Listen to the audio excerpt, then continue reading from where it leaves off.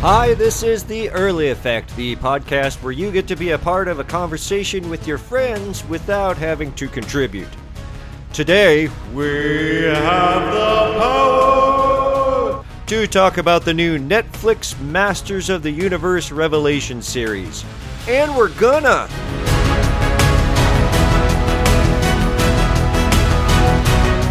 Oh, Jeremy. Hey, Don. We got He-Man going on. What? Did you catch the Netflix? Yes. Yeah. What is it called? Revelations? Yeah, Masters He-Man Masters of the Universe Revelations? So good. Yeah. So He-Man's not in the title. It's Masters of the Universe Revelation. Kevin Smith, and because the reason why that's important to distinguish is because there's another Netflix series that's going to be coming out called He-Man and the Masters of the Universe, and it's a separate project, separate production company entirely. I don't know too much about it, other than the animation style is definitely geared more towards kids. Okay. So I think it's kind of an introduction, or, it's kind of like bringing He-Man into like what He-Man would be for the current generation. Yeah, so like being able to share it with our own kids now, since that's something that we grew up with. Mm-hmm. But that it would probably be different, Yeah, and I'd like to bring up to that point that the Masters of the Universe Revelations was not geared towards kids. No. Not young kids by any means. It was not. Like, holy smokes. And what incredible. So, so we've been, this episode contains spoilers. So if you have not seen the Netflix Masters of the Universe Revelation, stop right now and go do that, because you'll thank me for it afterwards. For sure. That's a great call. Good call out. Okay, so now that you're back, that first episode is just like, how do we hit all the buttons of your childhood in one fell swoop? Like, there is so much going on in that first episode, and they do such a great job with hitting all the nostalgia, because the big thing is that growing up as a kid, there's a ton of toys that we never got to see on screen. Right. That's the really cartoon kind of ended at a certain point, but the toys kept coming. Which ones are you thinking of? So, like Land Shark, I don't even think we ever really. Maybe we got to see Rotar. I'm not sure, but those are the two land vehicles. We definitely didn't get to. Now that wasn't in the first episode, but later on we get to see Blast Attack, and he never got an on-screen appearance. There was, who else? I mean, we got to see Clamp Champ. I don't recall if Clamp Champ made it into the original Filmation or not. But I don't know. It was literally like, okay. So the other one was like Bashosaurus. That's the big. Right. The huge hammer that just had the arm. Yeah. It had like a little brontosaurus, or not brontosaurus, Triceratops red head vehicle thing that Beastman was driving in front of Grayskull, and just a lot of great stuff. Faker makes an appearance, which is amazing, and he does what he normally does, which is get killed immediately. But it was cool to kind of see that.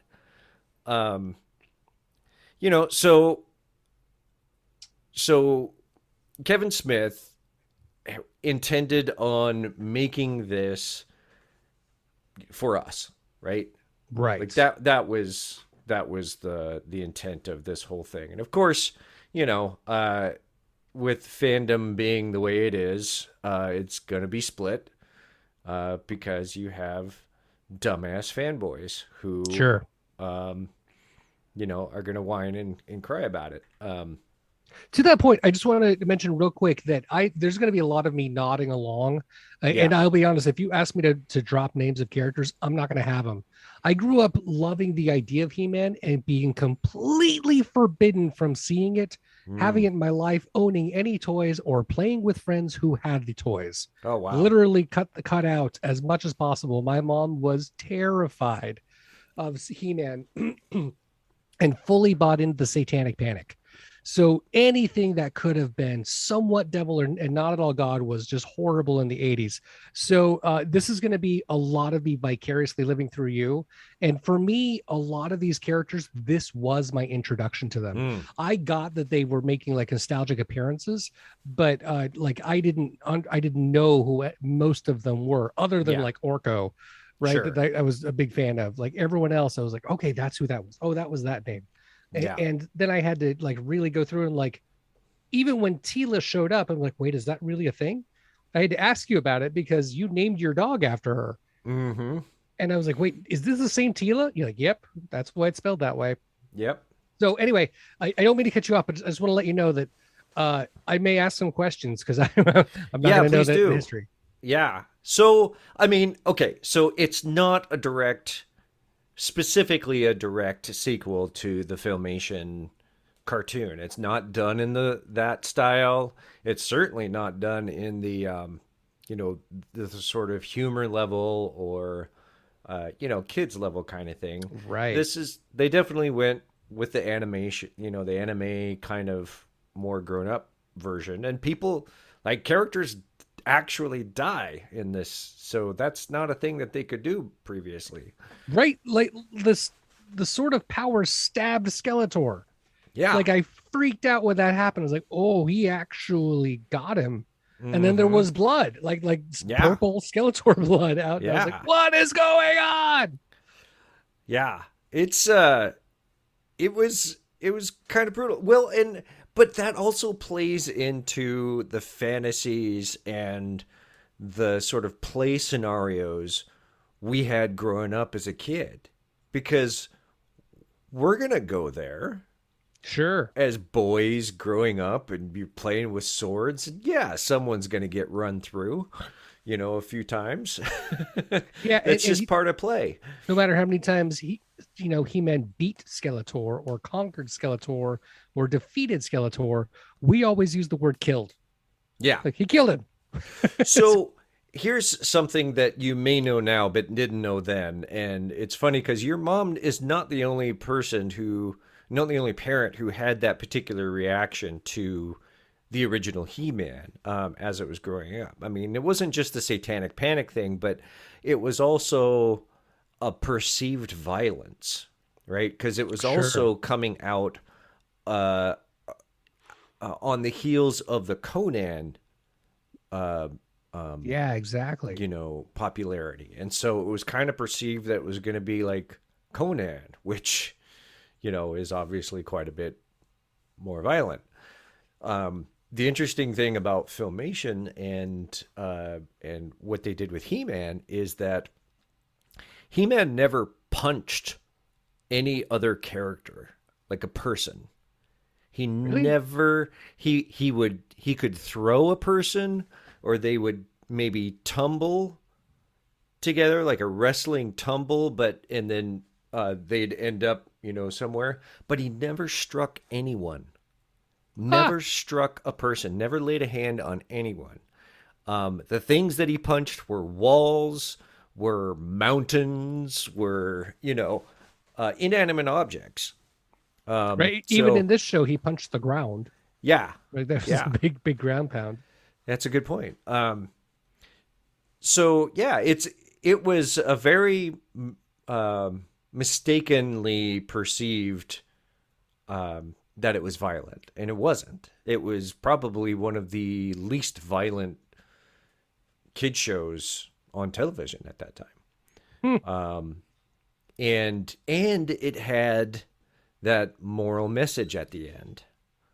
So at the end of every episode, they would be like, today you saw, somebody steal. And we know that stealing is wrong. So if you see somebody that is taking something that shouldn't belong to them. Tell a grown-up.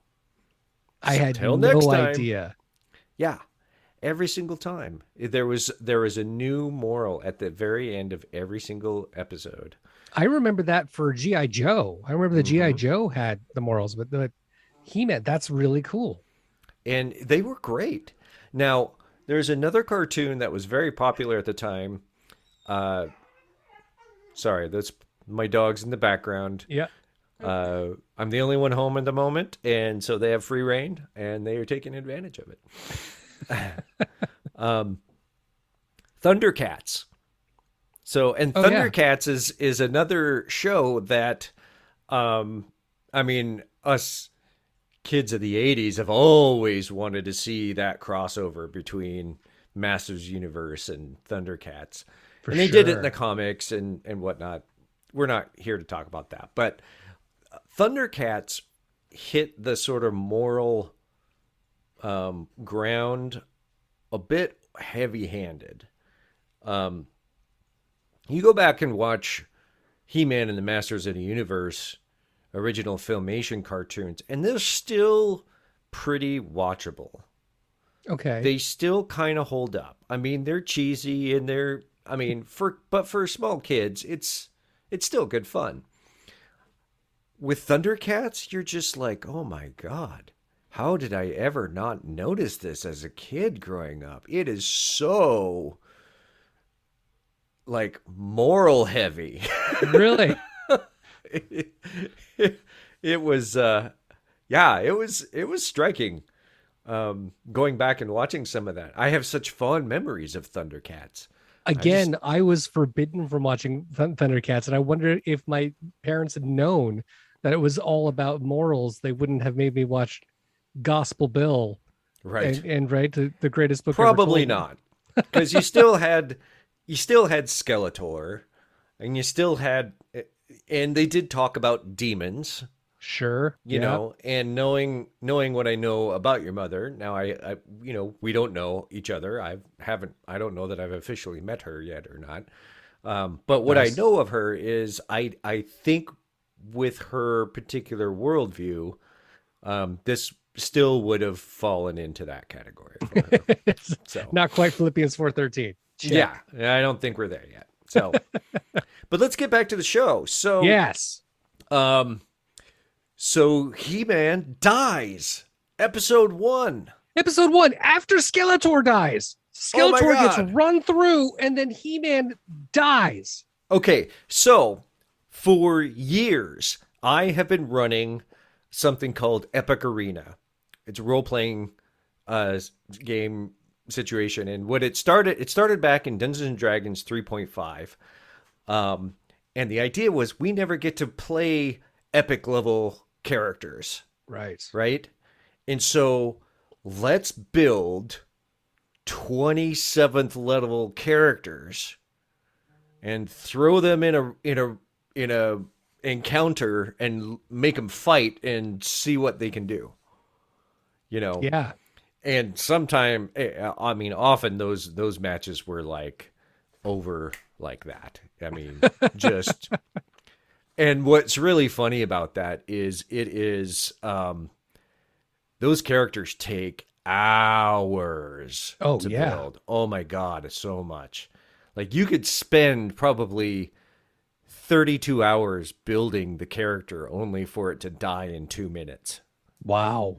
That sounds like a battle bot. Yeah, yeah, it's a bit crazy. Sorry. Oh, okay. But where I'm going with this is that an iteration of that ended up being Masters of the Universe. When we converted to 4th edition D&D, those mechanics really lent itself to a He-Man style of gameplay. Hmm. And so we built 25th level characters or something. And Nathan, and by we, I mean, it was mostly Nathan, Nathan Rice. He was unemployed at the time. He built every single Masters of the Universe character in D&D 4th edition. Wow. And I printed them all out so that we could just you could pick a character and just go, you know? And Yeah. it was really great because they also had this monster builder. And so I could create different iterations of the villains of Skeletor and Triclops and Trapjaw and all that. And Beastman always got treated so badly. They just, oh, poor Beastman. Um, but that sort of evolved, and it actually kind of got a bit of a campaign kind of feel to it. And the number one issue that you always kind of run into when you're trying to play He-Man as a role-playing game is, what the hell you do with He-Man? Because Right. no one can play He-Man. Like, he's too powerful. How do you can't Right. you, He's the one hero. He's that big you guy. have to spread the power among the other characters so that they have something to do. In the show, it's just, help! I'll save you. I'm He-Man, and he does. Right. So this episode 1 it felt so much like that. It's like, okay, Masters of the Universe, how do we get them to have some screen time? Right. Let's kill off Adam. Let's kill off Skeletor. Just get that right out of the way and let them deal with things for several episodes, which was really cool. Yeah, it was also an interesting kind of right, like the next scene, this following episode, you immediately jump time. Yeah. And I don't it was recall, so different. so different suddenly, just immediately different. And did they say how much time had passed?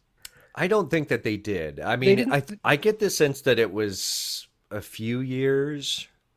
Yeah, I was originally under the impression that it was several decades, right? Like That like long. long time in the future.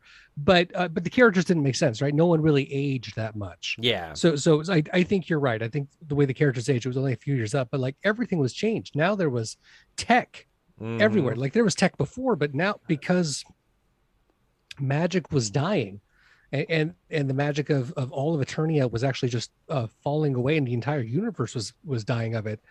They Several people still maintain their power technologically wise, Yeah. which I felt to be like such an amazing message and so exactly on point with what would happen Mm-hmm. in a culture Absolutely. that has, Because they had advanced technology already. yeah, But you take magic out of the picture and you have to compensate. exactly. Yeah, you're not wrong about that. And it was so perfectly natural for Triclops to take up being the techno pope. Yes. He was awesome. I mean, that story, and then of course, Trapjaw being kind of his His minion, right? His yeah, archbishop henchman or whatever. was just awesome because I mean they are all about technology, and always have been. So it was also kind of cool to see like bad guys and good guys having to band together to save the world, Yeah. in a Or way to that try to destroy it. yeah, Right. In the case of the others. right. Well, it depends on. I mean, the people who ended up in the party, as far as the bad guys go, Evelyn and Beastman, Beastman, right? they wanted to preserve it. They wanted to save it. Right. And of course, Evelyn wants to save it, not because she wants to save the world, but she's magic. She's a magician. Exactly. Right. She's watching what's happened to the sorceress and feeling it dying in herself, no doubt. So, that was pretty great.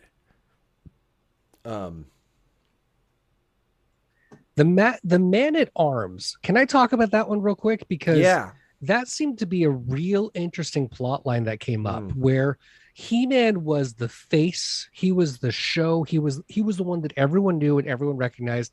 He was always there to save the day. And the story that built out of it of the most dangerous man in Eternia was actually Man at Arms. This Yeah. is the guy who does the dirty work. This is the guy who does the fighting. He's the one that does the building. He's the one that keeps everything in check so that the He-Man face can still be shown off. But Yeah. he's the one that was really doing it. And I thought that was really fascinating to kind of take that turn at it, because I knew of Man at Arms only just a smidge, right? He's Yeah. that one guy that does this thing, and it was always still about He-Man, but the idea that it was not a character, it was a title, threw me Hmm. off. That was really cool. And then what it meant to actually have that title was really, really interesting. Yeah. Yeah, I loved what they did with it. The voice casting on him was incredible. Yeah. Um, the guy from the Game of Thrones. Of course, Lena Headey was Evil Lynn. Right. So Yeah. I mean, the whole that's cast was amazing. Like it Tila was was. played by Sarah Michelle Gellar. Yeah. Like I wouldn't even have put that together, but when I heard it, I was like, oh, that so makes sense. Yeah. Because and so let's talk about Tila because this is the fanboy's gripe, right? Why is the show all about Tila? Are you going to make a He-Man show, not have He-Man? You killed him off. Blah, blah, blah. So, I think Kevin Smith he knows what he's doing, so I'm not going to worry about it.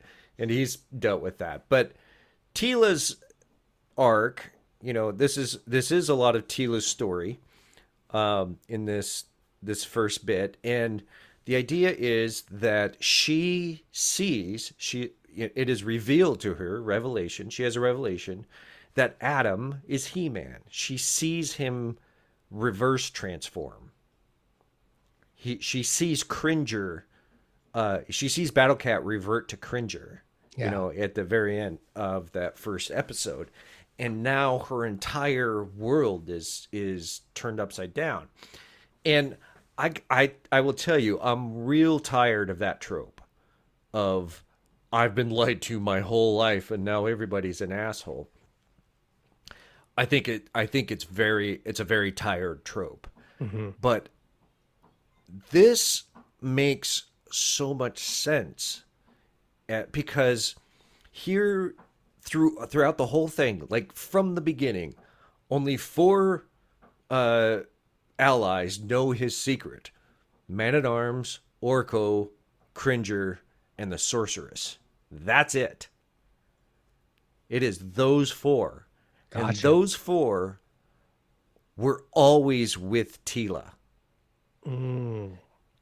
The Sorceress is Tila's mother. Oh, didn't get that. Yeah. Yeah, the Sorceress is Tila's mother. Man-at-Arms is Tila's adopted father. The Sorceress gave Tila to him so that he could raise her because she had to be the Sorceress. Right. And there's a whole episode backstory on that. But Tila's not wrong in this because, like, she's been in the inner circle and they still left her out, Yeah. Of all the people that really could have been there for He-Man and Adam, it was Tila, and she really deserved to be in on that. And it has always been kind of women were accessories back in the day. Yeah. So I think their arc and what they explained in the outrage is totally warranted, and it's believable.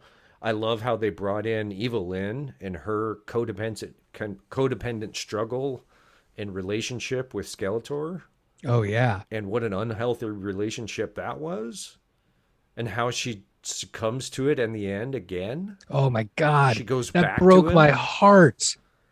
Skeletor shows back up again. We find out that he manipulated everyone, including her, Mm-hmm. the whole way through, Just so he could come back. just so he could come back.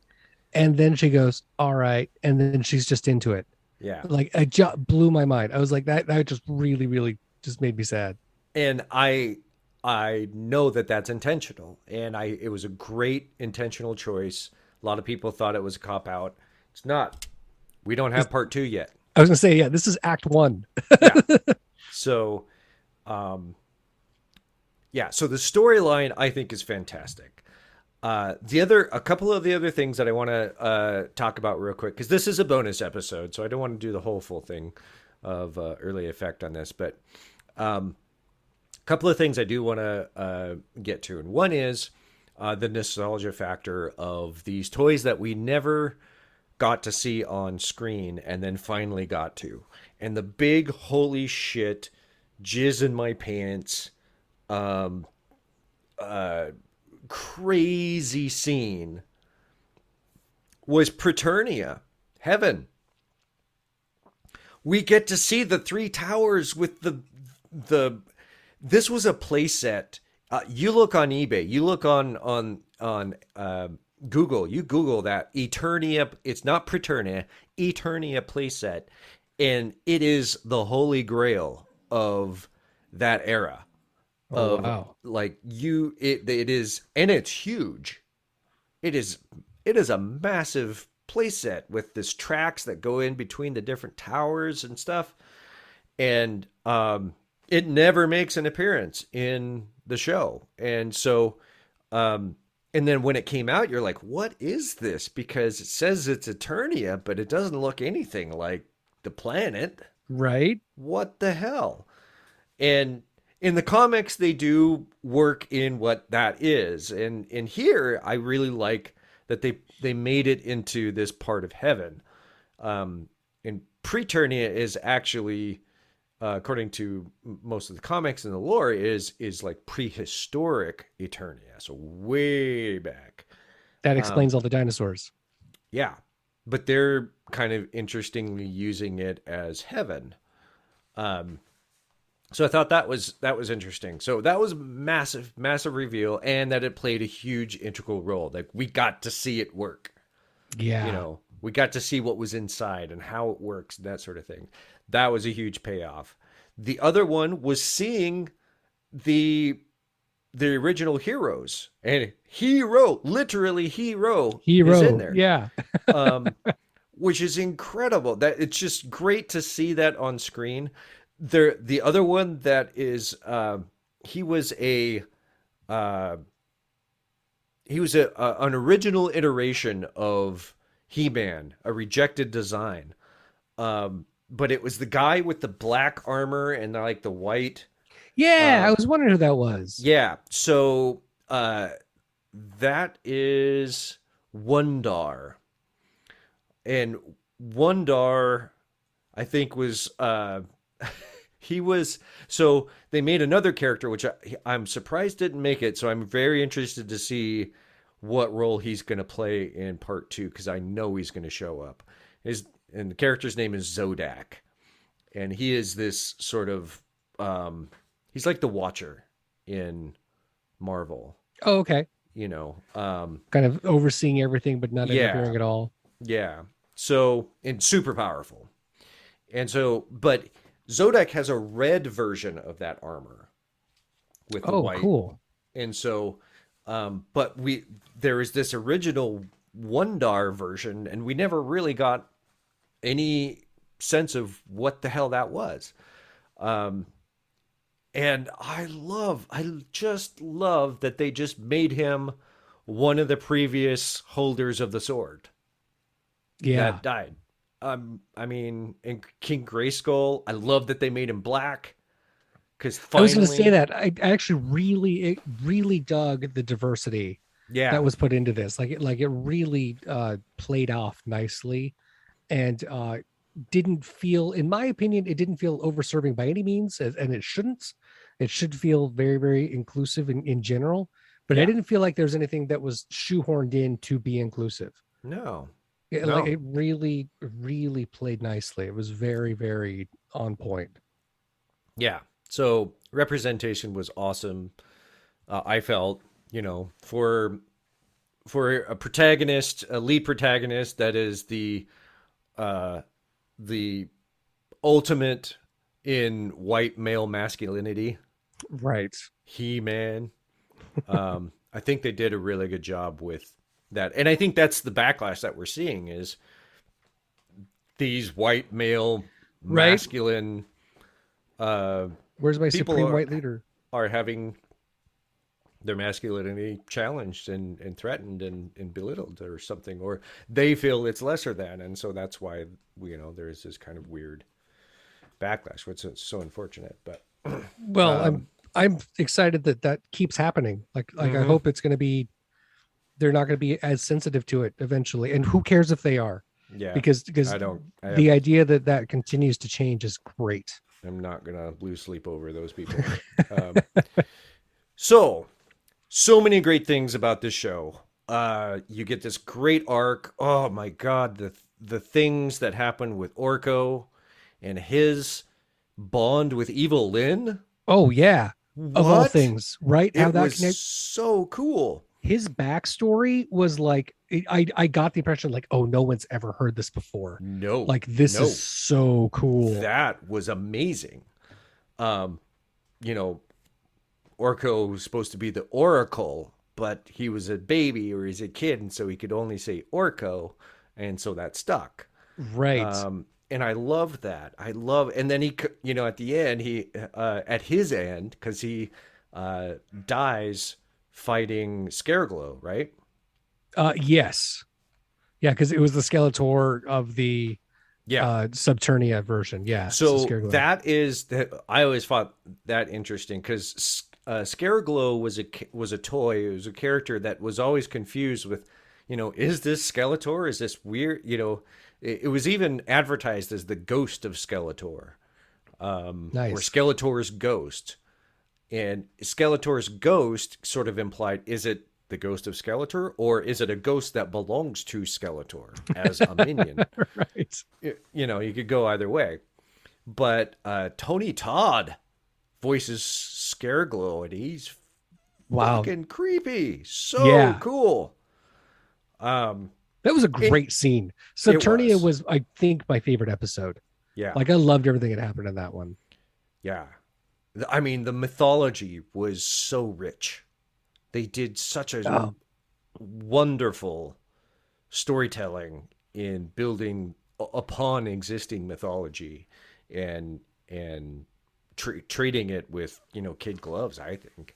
I got to be And honest. When Grayskull wasn't Castle Grayskull, I really had this like, oh, are you just spinning everything on its head because you can? I wasn't really sure that it was gonna play out real well, but like I bought it. yeah, By the time it was and said and done, by the end of episode one, I was completely all in. there's a ton of precedence for that specific situation in comics and stuff, so that wasn't surprising to me at all. Okay, cool. And it was kind of cool to see that they went ahead and made that the thing. um I want to talk real briefly about some of the gripes that I might have, or maybe you might have some critiques. And these aren't like petty gripes or whatnot, but there are things that are like, kind of wish it went this way, or would like to have seen it this way. And one of those I'm going to say is Faker. Faker was my favorite character growing up, and in the Hmm. cartoon, he's in one episode and he gets thrown off the bridge of Castle Grayskull at the end, and you never see him again. And he was made out of magic, but he was a robot apparently. Mm-hmm. No idea. Magic robot. And That's this whole world though, right? Like that yeah, techno yeah. Nancy thing. And he had He-Man's skin color. So the only thing that you knew that he was different is that his eyes kind of glowed this white in the cartoon, I should say. Okay. But in the toy, it was a blue He-Man with red hair and a red Skeletor's armor, or I mean, orange Skeletor's armor over his chest. Right. And when I originally saw him, I thought he was color changed. Like Mm-hmm. that's got to be it. Maybe he's just Right. blue, and maybe if you get him in really hot water, he turns into Because He-Man. that was a thing back then. There was a G.I. Joe figure that did that. Yes, He color changed. he color changed. He went from the white to the blue mask, Yeah. and so I was convinced. Like I'd seen that toy. I remember. I was like, oh, this is the color change He-Man. Nope, Mm-mm. fucking just a blue guy. He's a blue He-Man, and then under the armor, you could take the armor off, and you could put this like sticker on his chest to like show that he was a robot. And then you'd put the armor back on. Anyway, my gripe is they had Faker in there. He did his Faker thing. It was awesome. Yeah. I just would really have loved to see blue He-Man with red hair and orange Skeletor's armor. You know, One time. just, I mean, you're doing so great with showing the toys. Can we just, I would have loved that one. And then there was a couple other things. What was it? Oh, some of the voice things were a little off for me. Oh, really? It not Was it? much. I mean, was it because of the fact that you had the old voices in your head so much? A bit. Okay. There is some of that. It took a little bit of getting used to. Merman was really jarring. Because Merman was voiced by Kevin Conroy. So Oh, wow. when Merman spoke, it was like Batman. Right. and it wasn't that "Rawr, yeah, gurgle He-Man, you know, whatever. Which is fine. I think that we can depart from that. It was just You're like, jarring. oh, that's not Batman. That's the different. Okay, we're going with that now. Okay. I mean, that I would buy that, because if I heard Batman talking through Merman's face, I would have been like, "That's fucking Batman. Why Yeah. is Batman in that suit?" Like And Kevin Conroy's voice is so ingrained in my head. it just turns as out Bruce that he Wayne does Batman. not have a huge range. Yeah, You know, I mean, Kevin Conroy does Kevin Conroy. does Kevin and Conroy, as opposed to fucking Mark Hamill, Mark Hamill. who threw down Skeletor and was not in any way the Joker. Could have False. been so. You I disagree? disagree. There is a lot of Joker in it, but there is enough of really Skeletor's disposition. You know, he was a little bit more of the sinister version rather than the sort of jokey, put his minions down kind of Right. Skeletor. So, but even if I would say, even if I'm going to disagree with you that there was that I did hear a lot of Joker in it, that doesn't take me out of it. And I think it was I think it was great. I enjoyed it. I didn't have any really issues with that. I mean, of course, I want to see, you know, Alan Oppenheimer with his Skeletor voice. Sure. But I mean, Every they had day. Alan. They brought Alan on, which was awesome. Alan Oppenheimer did the voice of Moss Man, who of Right. course died in the first episode, almost as quickly as he was introduced. Yeah. Yeah, he died real fast. That was a bummer. But then he got his place in Paternia and got to have a few more lines, which is great. But the thing, okay, so to catch you up, Alan Oppenheimer was Skeletor, Cringer, Man-at-Arms, Merman. I mean, he was nearly half the cast. Wow. So Of- he did all the voices. Yeah. Well, almost all, right? But that's impressive. That's a different level of range for each one of those voices where they came Yeah. through. He did. He was just awesome. And so I was like, oh, well, I mean, you have him. Why don't you put him with Skeletor? I mean, Mark Hamill, not to knock Mark Hamill. I think he's amazing. But, Yeah. you know, Alan Oppenheimer is Skeletor. He's right there. But do you he's super old. Super old. Yeah. And we don't know And how I long. gotta imagine, like the way Skeletor's voice was done, even the way Mark Hamill was doing it, I could tell there was a strain. Like Mhm. he had to add the growl in, he had to add the rasp in Yeah. behind it, and then he had to have his highs and lows because Yeah. he still needed to get to that high pitchy voice. And like, Right. man, Yeah. if you're not trained for that anymore, that can go away. Exactly. And Which is as- the point I wanted to bring up. Like I, in the same way that Kevin Conroy is so Batman, like Batman in the animated series, like was impactful to my life. That was the Absolutely. cartoon that I clinged to as my childhood. And so I got to know Joker really damn well. Mhm. And then I found it was Mark Hamill like 2.5 years after watching Yeah. the cartoon. I was like, what the Yeah. fuck? That's Luke.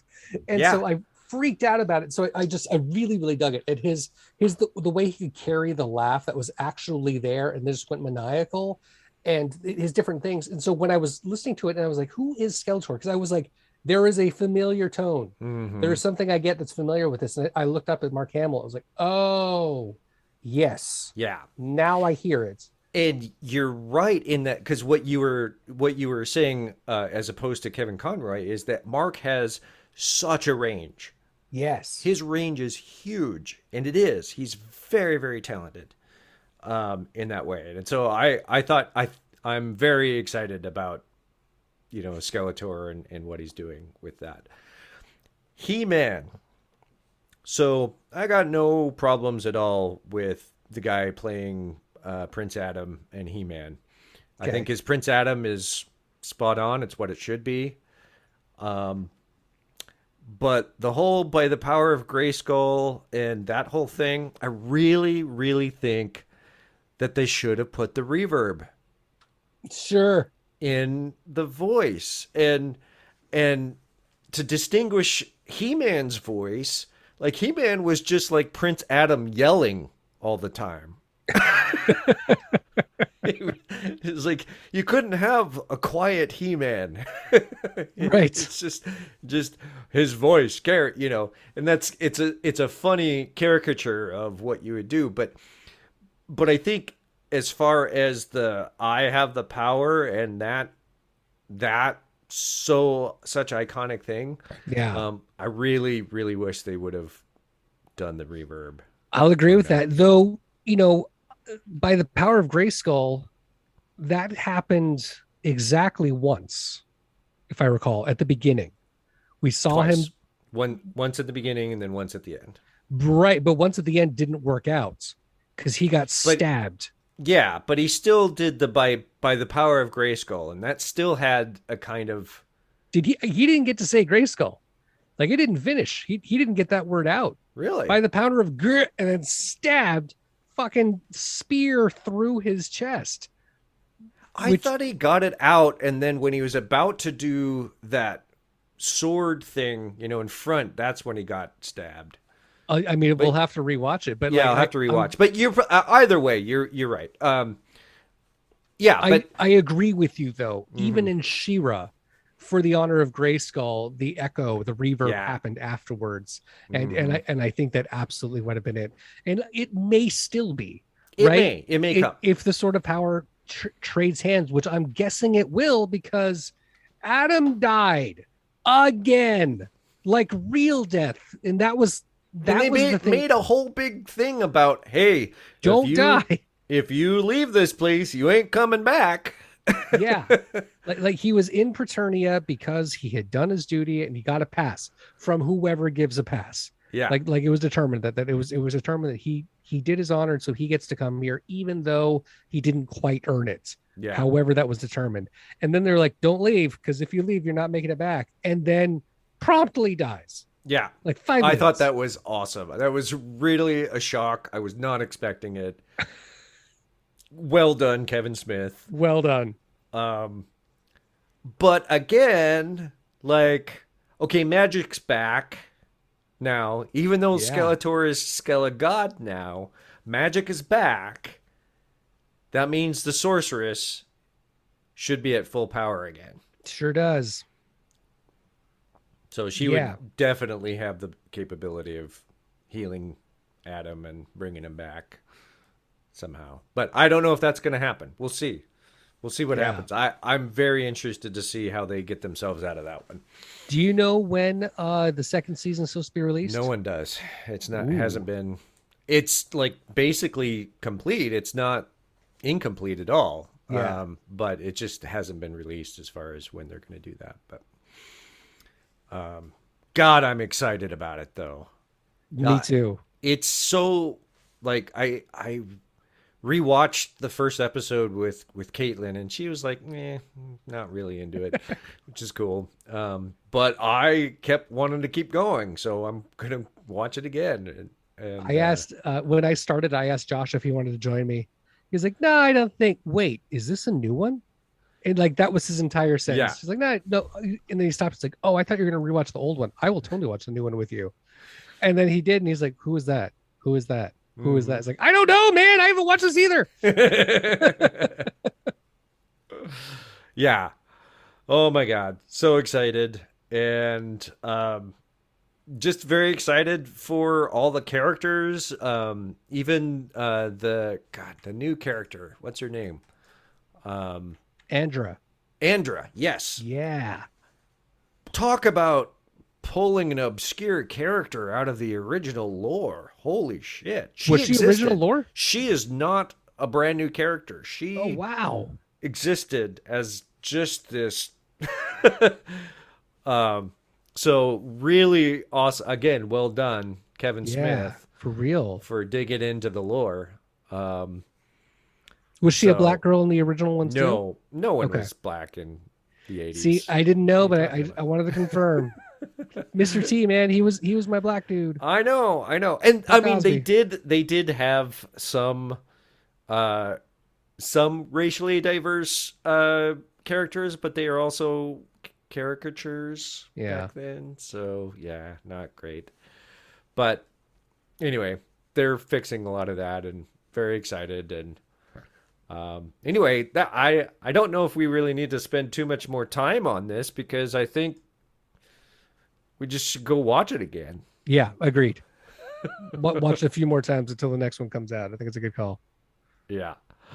All right. Well, by the power of Grayskull, I think we have the power to go watch that again. We have the power. Did I do it? Does that work? Was it good reverb? That's pretty good. Yeah, I'm a voice actor. And then Skeletor would say, all right, you Skella boobs, it's time to sign off.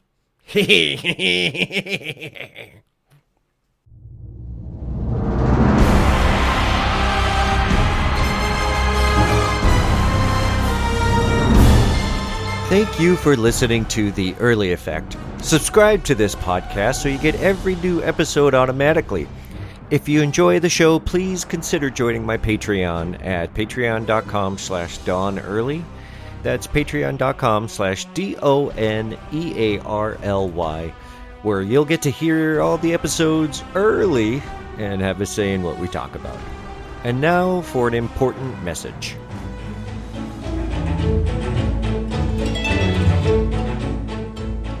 In today's episode, you heard some very strong opinions, and you may disagree with them.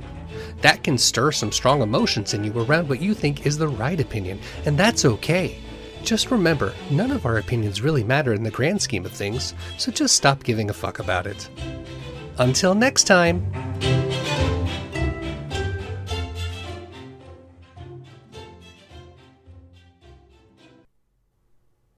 This is my sign-off.